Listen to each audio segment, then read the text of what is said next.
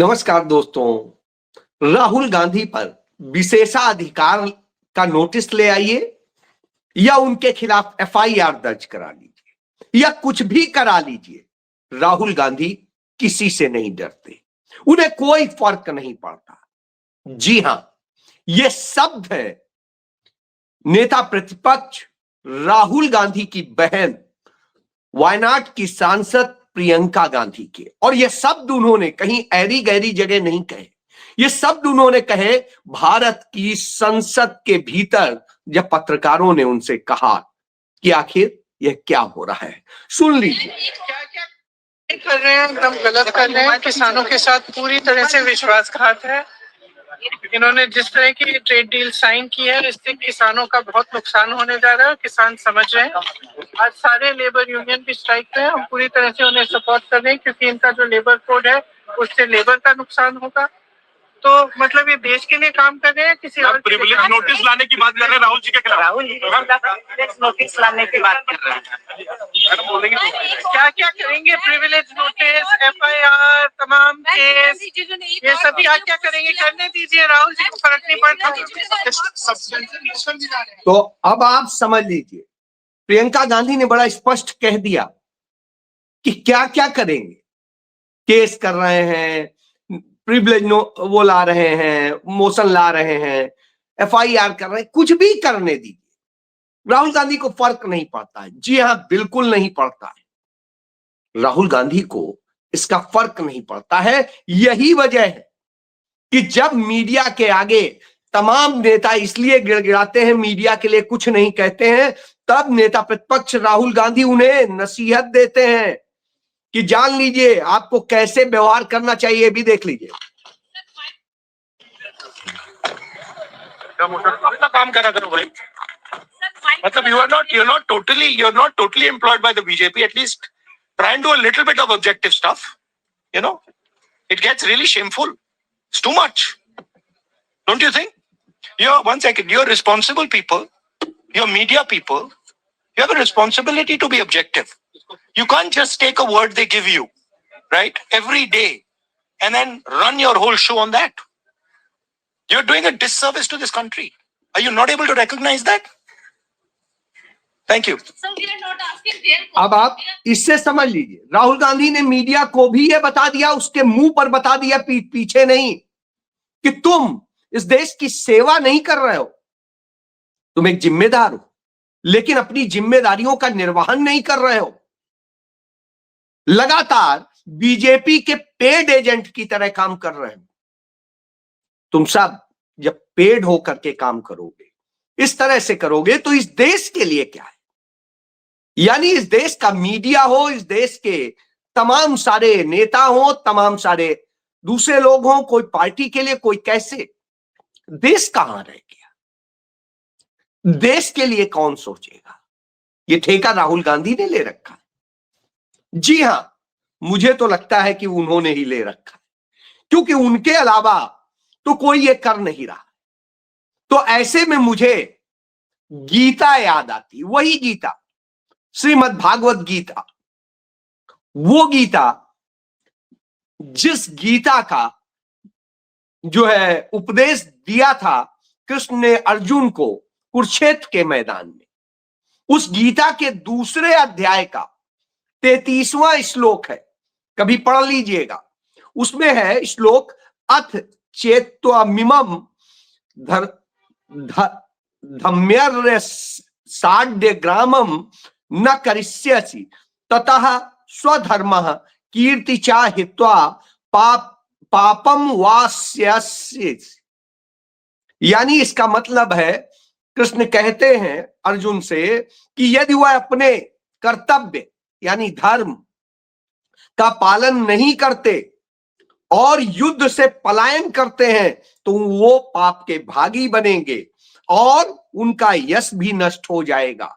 जी हां, यही तो उन्होंने संदेश दिया, और यह संदेश सिर्फ एक सीमित दायरे में नहीं था। उन्होंने इसके जरिए पूरे मानव सभ्यता को यह सिखाने की कोशिश की, समझाया कि वास्तव में आपका कर्तव्य है कि आप अपने कर्तव्यों के सारी ड्यूटीज को पालन करें, और धर्म का पालन करना आपकी जिम्मेदारी। धर्म उस समय कभी भी धर्म का मतलब कर्तव्य से होता था, धर्म का मतलब इस रिलीजियस धर्म से नहीं जो आजकल लोग टीका लगा के या और तरह से करते हैं, नमाज पढ़ के या अरदास करके या कुछ करके, वो धर्म नहीं। वास्तविक धर्म, धर्म मतलब है कर्तव्य। तो इस श्लोक में कृष्ण पूरी मानव जाति को यह बता रहे हैं कि कर्तव्यों का निर्वहन अत्यंत आवश्यक है। यदि हम अपने कर्तव्य से विमुख होते हैं तो न केवल हमारे जीवन का उद्देश्य समाप्त हो जाता है, बल्कि हम पाप के भी भागी बनते हैं और अपयश पाते हैं। राहुल गांधी के खिलाफ इतना सब कुछ चल रहा है। राहुल गांधी के लिए कोई कुछ कहेगा, कोई मंदबुद्धि कहेगा, कोई पप्पू कहेगा, कोई कुछ कहेगा। राहुल गांधी ने संसद के भीतर ही कहा था, मुझे जो कहना है कह लीजिए, गाली देना है दे लीजिए, मारना है मार लीजिए, लेकिन इस देश के लिए कीजिए, इस देश के लोगों के लिए कीजिए, उनके लिए सोचिए। जी हां, यही राहुल गांधी का स्पिरिट है। और जब बड़े बड़े डर के भाग जाते हैं तब राहुल गांधी खड़े रहने वालों में से हैं। आपको याद होगा इसी संसद में स्मोक बम चलाया गया था। हालांकि वो बच्चे कोई अपराधी नहीं थे, उन्हें जबरन अपराधी बनाया गया। तो वो इतने अच्छे बच्चे थे, वो जगाना चाहते थे, उनके मन में भगत सिंह वाले विचार थे कि स्मोक बम डालेंगे उससे कुछ होगा तो है नहीं, किसी को नुकसान नहीं होगा। तब भारतीय जनता पार्टी के और उनके सहयोगियों के जो 293 सांसद हैं, तमाम मंत्री हैं, वो भाग खड़े हुए थे।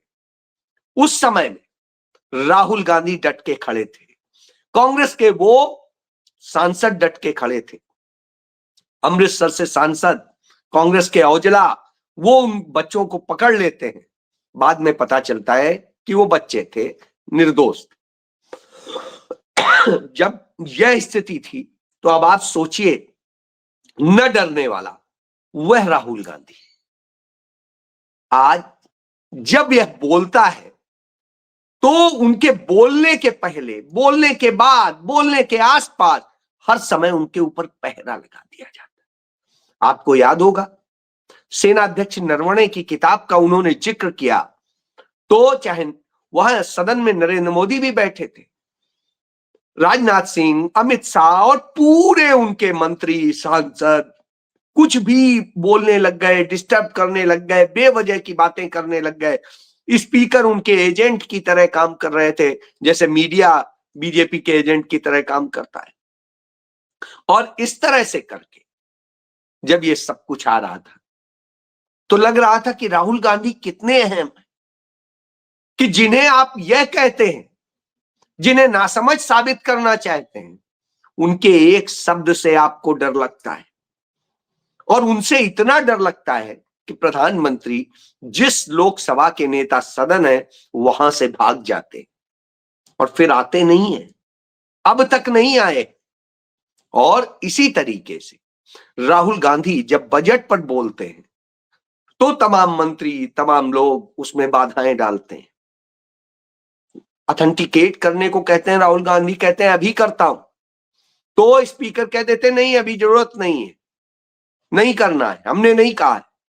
लेकिन बाद में उनके बयान को तमाम जगह एक्सपंज कर दिया जाता है।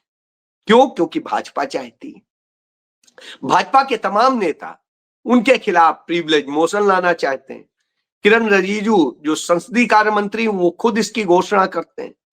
उसके बाद में निशिकांत दुबे, ऐसे तमाम सारे लोग लाते हैं। लेकिन बाद में भाजपा को फिर समझ में आता है तो बैकफुट पे आ जाती, क्योंकि प्रिविलेज मोशन लाएंगे तो राहुल गांधी रिप्लाई फाइल करेंगे, वो ऑन रिकॉर्ड आ जाएगा कि आखिर इतना जो सब कुछ है नरेंद्र मोदी के ये काले कारनामे। इस डर से भाजपा भाग जाती है, फिर पूरी भाजपा, कि नहीं नहीं हम ये नहीं लाएंगे। हम तो चाहते हैं कि उनकी सदस्यता रद्द कर दी जाए। सब सदस्यता रद्द कर दी जाए, किस लिए?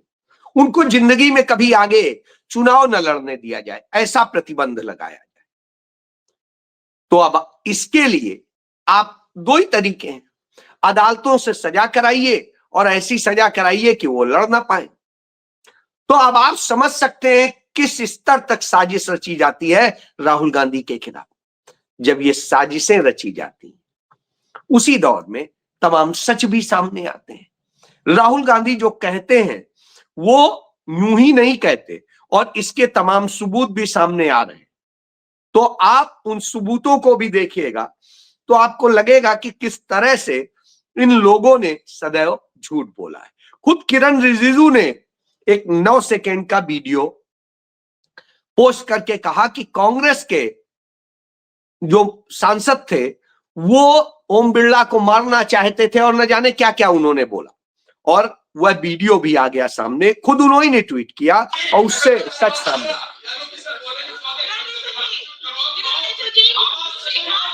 देखिए, और आराम से बिरला बैठे हुए, अभी देखिएगा वो आराम से बैठे हुए हैं, किरण रिजिजू से बहस हो रही है, किसी को न गाली दी जा रही न कुछ कहा जा रहा। तो इससे आप समझ लीजिए यह झूठ आ गया।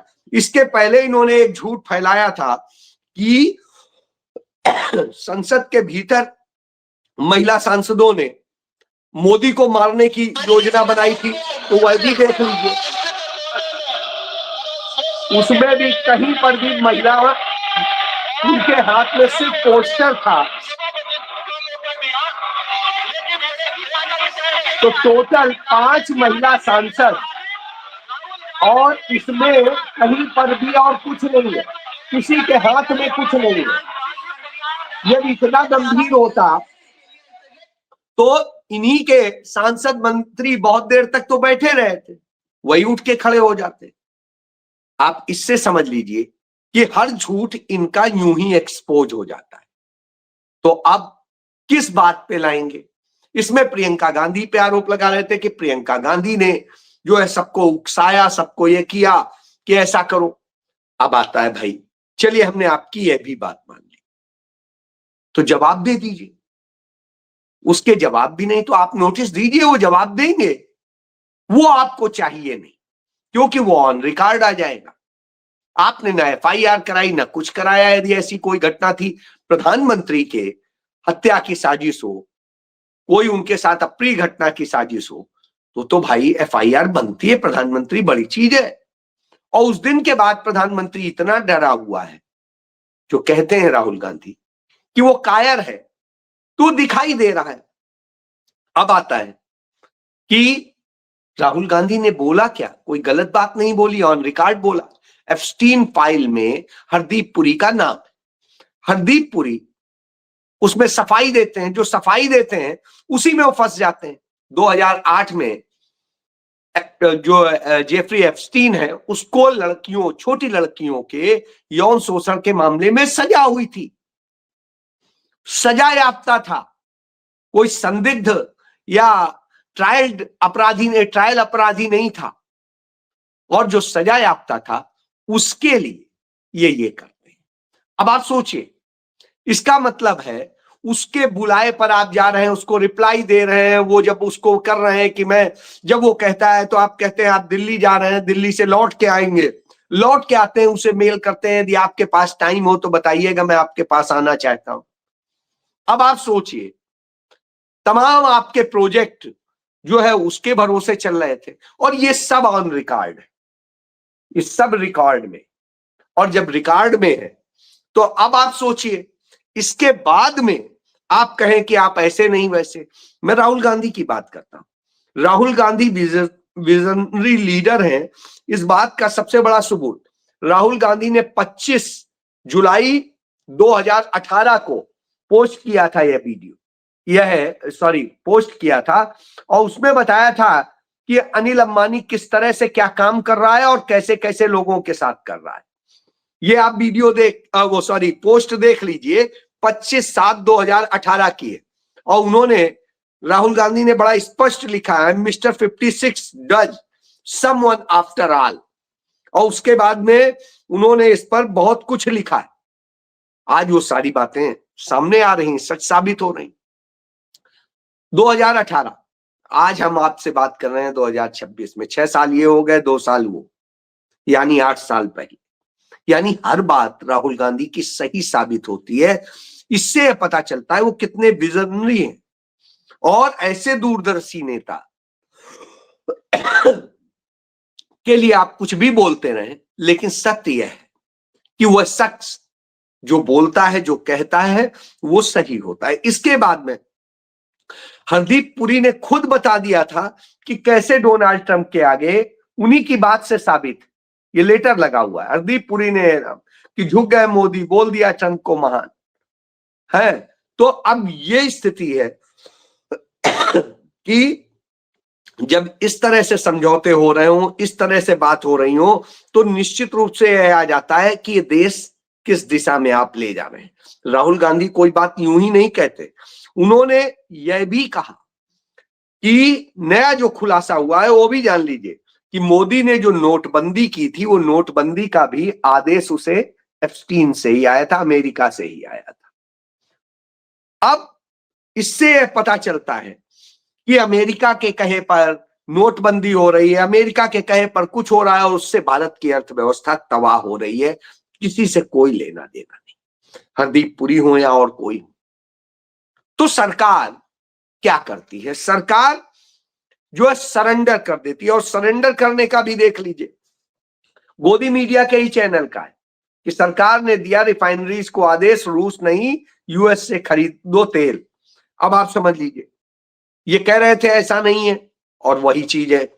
और इसके बाद लोगों का ध्यान भटकाने के लिए नफरत फैलाते हैं। वो नफरत का देख लीजिए, एक मुसलमान शख्स जा रहा था महाराष्ट्र में ट्रेन से, तथाकथित हिंदूवादी आते हैं, ट्रेन के अंदर घुसते हैं, उसको बुरी तरह पीटते हैं, मारते हैं, और ये होता है वो रो रहा होता है। सोचिए उसका क्या दोष। अभी कहाँ गए वो लोग आपको मारे वाले?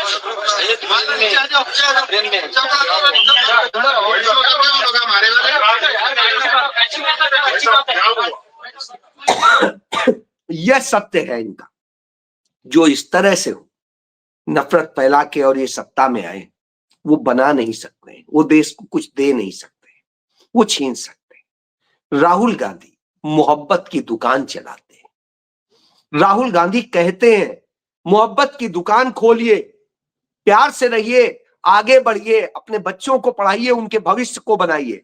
आप भविष्य बनाने जाएंगे, लेकिन जब अवसर ही खत्म कर दिए जाएंगे, नरेंद्र मोदी इस तरह से करेंगे, तो देश में बचेगा क्या?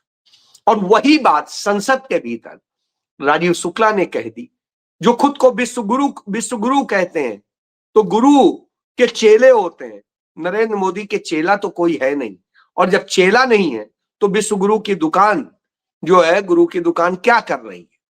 वो तो बिल्कुल फ्लॉप है, बिल्कुल फ्लॉप। यह बात साबित हो चुकी है। इसीलिए डरते, और राहुल गांधी को कोई फर्क नहीं पड़ता है, आप चाहें जो कर। जी हां, यह सत्य है, क्योंकि वो गांधी नेहरू परिवार का खून है, किसी सावरकर का नहीं। जी जय।